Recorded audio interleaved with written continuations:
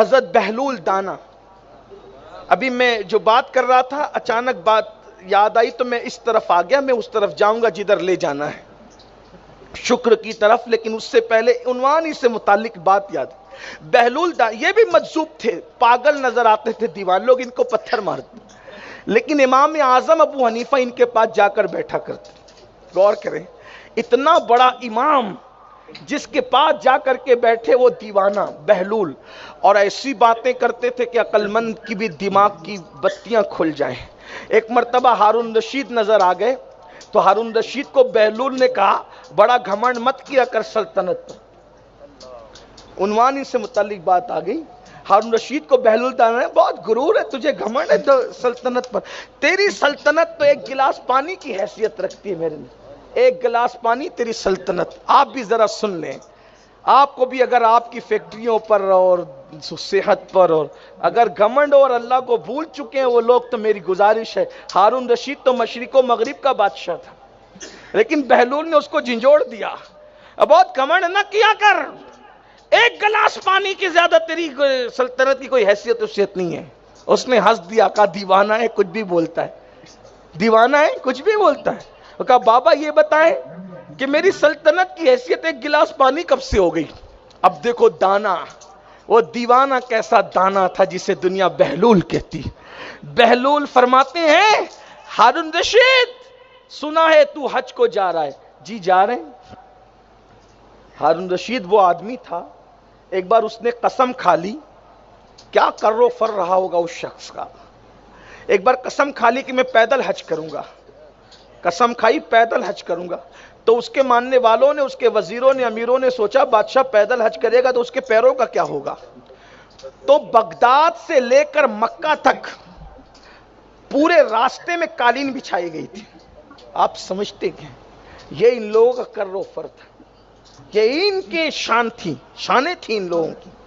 لیکن آپ سے یہ بھی کہنا چاہتا ہوں, جس کے لیے بغداد سے حرم تک کی قالین بچھائی گئی تھی, جو بادشاہ پیدل حج کو گیا تھا, آج اس کی قبر پر کوئی فاتحہ پڑھنے والا بھی نہیں. دنیا ہے. حضور محدث اعظم علیہ رحمہ کو کہتے ہیں ہر کمال راہ زوالو, ہر زوال راہ کمال.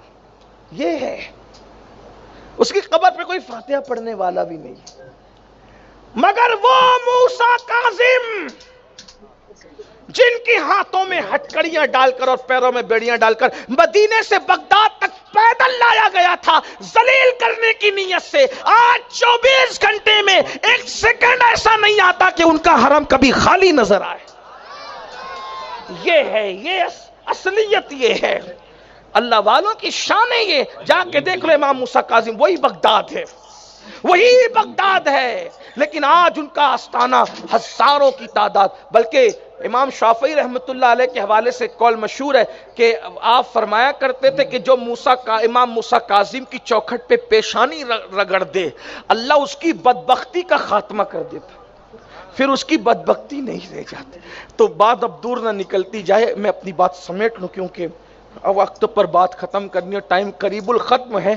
کہ بہلول نے فرمایا ایک گلاس پانی سے زیادہ تیری حکومت کی حیثیت نہیں ہے.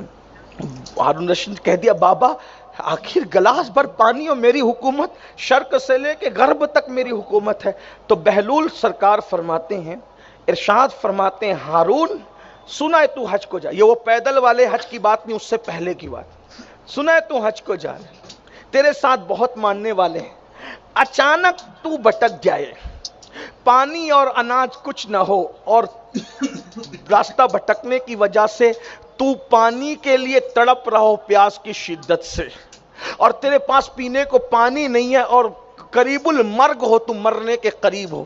اس وقت تو کوئی تیرے سرہانے آ کر کہے کہ ہارون ہم تجھے ایک گلاس پانی پلائیں گے, لیکن آدھی سلطنت دینی پڑے گی, بولو دو گے کہ نہیں دو گے. ہارون نے مسکرا کے کہا بابا بالکل دیں گے, کیونکہ جان ہے تو جہان ہے. بھئی ایک گلاس پانی پی کے آدھی سلطنت دے دیں گے, کیونکہ زندہ رہے تو سلطنت رہے گی, مر جائیں گے تو وہ آدھی بھی کہاں رہے گی. تو ایک گلاس پانی کے لیے ہم آدھی سلطنت دے دیں گے. بالکل دے دیں گے بابا صاحب. تو آپ نے فرمایا پھر وہ پانی پی لیا ایک گلاس, پھر پیشاب زور کی لگی. پیشاب تو لگی زور کی, لیکن نکلتی باہر نہیں، اور تو تڑپنے لگے پیشاب نہ نکلنے کی وجہ سے، اس وقت کوئی آ کر کہے میرے پاس ایسی دوائی ہے، اگر ایک چٹکی تجھے کھلا دوں تو ابھی پیشاب ہو جائے، لیکن اس کے بدلے میں تمہیں آدھی سلطنت دینی پڑے گی، تو بولو دو گے کہ نہیں دو گے؟ تو کہا بالکل، پیشاب سے نجات کے لیے، اس درد سے نجات کے لیے دے دیں گے آدھی سلطنت۔ تو کہا کہ پانی نہ ملا تو آدھی سلطنت پانی کے لیے دے دی، اور جب گلاس بھر پی لیا نہ نکلا تو آدھی سلطنت نکالنے کے لیے دے دی۔ تو جس کی سلطنت کی حیثیت ایک گلاس پانی کی سی ہو، اس کو غرور کرنا زیب دیتا ہے۔ ہارون رشید دھاڑے مار مار کر رونے لگے، کیا نصیحت تھی۔ اب مجھے بتاؤ، یہ مکان، یہ دکان، یہ کاروبار جو گھمنڈ کر کے خدا سے دور ہو، اللہ سے دور ہو، مسجدوں سے دور ہو، خدا کی عبادت سے دور ہو، کیا منہ لے کر جاؤ گے اللہ کی بارگاہ میں؟ اس لیے خدا کے شکر گزار بندے بنو۔ اور پھر کہتا ہوں، شکر گزار کا مطلب یہ نہیں کہ صرف الحمدللہ کہہ کے چھٹی پاؤ، نہیں، عمل بھی خدا کا شکر ادا کرے۔ صحت دی ہے خدا نے تو صحت کو اس کی عبادت میں لگاؤ، اس کی عبادت میں صرف